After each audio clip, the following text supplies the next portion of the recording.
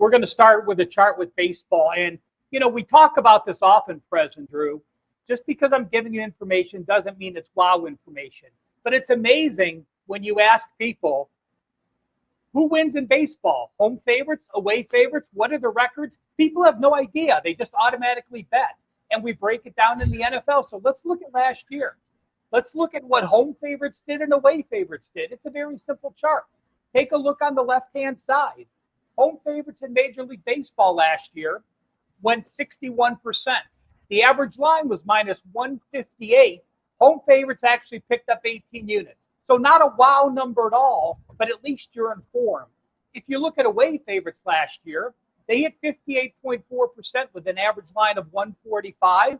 You were actually minus 7 units. So away favorites were a loss last year. If you look to the right side of the left-hand chart, you'll see both home favorites and away favorites about 49.6 and 49.4% over-under. The right-hand side are over-under. So, again, nothing to bring up here. The middle column on the left-hand side is what I want to bring to your attention. How often do you hear people say, I can't bet 200 favorites in Major League Baseball? It's like saying, I can't bet double-digit favorites in the NFL. Well, I'll tell you what, double-digit favorites in the NFL hit 58%. Major League Baseball, home favorites of 200 or more, you went 224 and 66, 77%. You picked up 61 units in 280 games. That's not a bad return at all. Don't be afraid to use 200 favorites because sometimes there is value. I will say this, later in the year, you get inflated lines because teams are playing well and teams are playing poorly. But early in the year, if you like a 200 favorite, don't be afraid to play it. They've done extremely well. And that bottom chart on the left-hand side, I did home favorites and away favorites off a loss of 200 or more. So you have a big favorite in Major League Baseball of 200 or more coming in off a loss. You'll see that home favorites have gone 72 and 22, picking up 16 units, while away favorites have actually been just at 500. But look at the over-unders to the right. When you have a big favorite off a loss in baseball, home favorites have hit 42%, 42.6% over-under. Away favorites of 200 or more off a loss, only 40% over-under. So when you have that big pitcher on the mound as a big favorite, laying a price off a loss, they do come out and pitch well, and we see the over-unders at 42% for last year. Last thing, Prez, on the left side, how often do we talk about high totals and low totals? We in every sport we talk about this. I want to bring this up. Left-hand side, high and low MLB totals last year. Look at last 3 years and look at last year. MLB totals of 6.5 or less.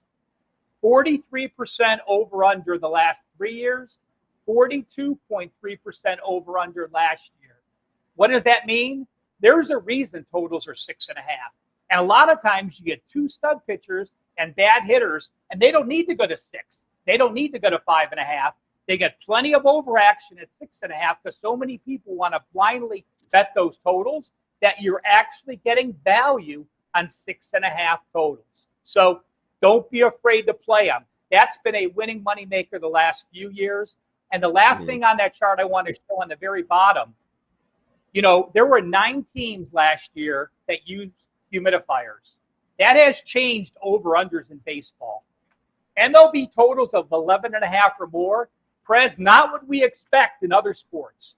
They have actually gone under the total. Last year, we saw totals of 11.5 or more only hit 41% over-under. So low totals have hit under and high totals have hit under. And I'll post this on my Twitter. Look to the right, the top over teams and the top under teams. Look on the very bottom of the top under teams, the very bottom category on the right-hand side. Look at Colorado. Their average total last year was 10.9 points per game. So many people talk about the Rockies and their high total and the altitude. They went 43.6 over under. So 57%, 56.4% of their games went under with that high total. Why? They were one of 9 teams last year to use humidifiers. Humidifiers in Major League Baseball take the humidity out of the ball. You do not get as many home runs. 4 of those 5 teams that were under teams last year used humidifiers, and guess what? Every team in Major League Baseball this year will use humidifiers. Keep an eye on the unders this year. You may have some value early in the season.